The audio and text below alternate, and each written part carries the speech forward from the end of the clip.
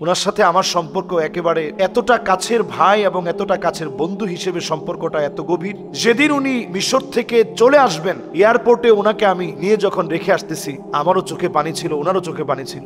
তো উনি সবশেষে ফোন দিয়ে আমাকে বললেন, ইনশাআল্লাহ বাকি যে সময়টুকুন আছে একটু কাজে লাগিয়ে এসো, কোরআনের ময়দানে আমাদের দেখা হয়ে যাবে।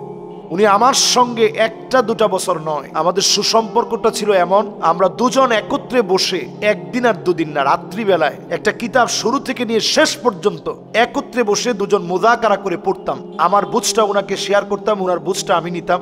এইভাবে করে একদিন দুদিন না, সুদীর্ঘ 4 বছর একসঙ্গে আমরা পড়েছি। আর লুলুল মারজান ফি মাত্তাফাকা আলাইহি শাইখান, বুখারী মুসলিমের ইত্তেফাক যত হাদিস আছে সব হাদিসগুলো একত্রে আমরা দুজন মুযাকারা করে পড়েছি। আরো একটি কিতাব তারিখুল ইসলামী লি রাজব সারজানি, এই কিতাবটা আমরা শুরু থেকে নিয়ে শেষ পর্যন্ত একসঙ্গে মুযাকারা করে পড়েছি। উনি 5টা বছর মিশরে পড়ার পর, মালয়েশিয়ায় লম্বা সময় কাটানোর পর, জালেম শাহির জুলুমের একটা পর্যায়ে যখন তিনি দেশ থেকে চলে যান, এরপরে 5টা বছর পরিবারের কাছে আসতে পারেনি। তার আব্বা হজ থেকে আসছেন, ওনার সঙ্গেও দেখা করতে পারে নাই, এসে যে একটু দেখা করবে সেটা পারে নাই। মিজানুর রহমান আজহারী সাহেব এই জাতির সম্পদ। ইন্না হাযার রাজুল ইন্না হাযাল ইনসান বুনিয়ান, এক একটা মানুষ এক একটা প্রতিষ্ঠানের মতো হতে পারে। তো সবাই দুনিয়ার জীবনে প্রতিষ্ঠিত প্রতিষ্ঠান হিসাবে নিজেকে দাঁড় করাতে পারে না। মুষ্টিমেয় দু একজন নিজেকে প্রতিষ্ঠিত প্রতিষ্ঠান বানাতে পারে। মিজান আজহারী সাহেব নিজেকে প্রতিষ্ঠিত প্রতিষ্ঠান বানিয়েছে।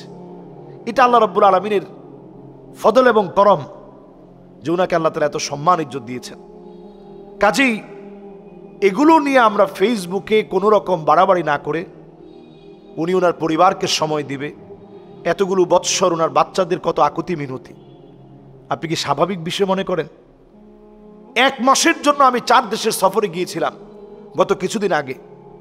এতে করেই প্রতিদিন সন্তানদের সঙ্গে কথা বলা, তাদের মান অভিমান, পরিবারের সাথে কথা বলা, ওনার মান অভিমান। এরপরে এসেই আবার দক্ষিণ কোরিয়ায় গেলাম। সেখানে যাওয়ার পর বাচ্চা, দুজন ছোট ছোট বাচ্চা, একজনও আমাকে যেতে দিবে না। মাত্র তুমি আসলে আবার কেন যাবা? বাচ্চাদেরকে বোঝায় শোনায় মান অভিমান সব ভেঙে, যে অনেক চকলেট নিয়ে আসবো, অনেক কিছু নিয়ে আসবো, কত কিছু বলে এরপরে যাওয়ার সুযোগ হয়েছে।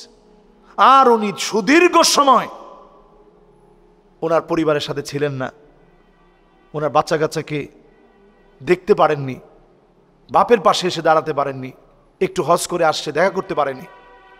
এই সময়টুকুন আমরা ওনাকে বিভিন্নভাবে নানা রকম হাইপ তুলে ওনাকে ব্যস্ত না রেখে ওনার সুস্বাস্থ্য কামনা করি, ওনার পরিবারের জন্য সবার জন্য দোয়া করতে থাকি, এবং এই জাতির পরিবর্তনে আল্লাহ যেন বড় ধরনের ভূমিকা রাখার তৌফিক দান করেন, এই দোয়া আমরা করার চেষ্টা করি। আসসালামু আলাইকুম ওয়া রাহমাতুল্লাহি ওয়া বারাকাতুহু।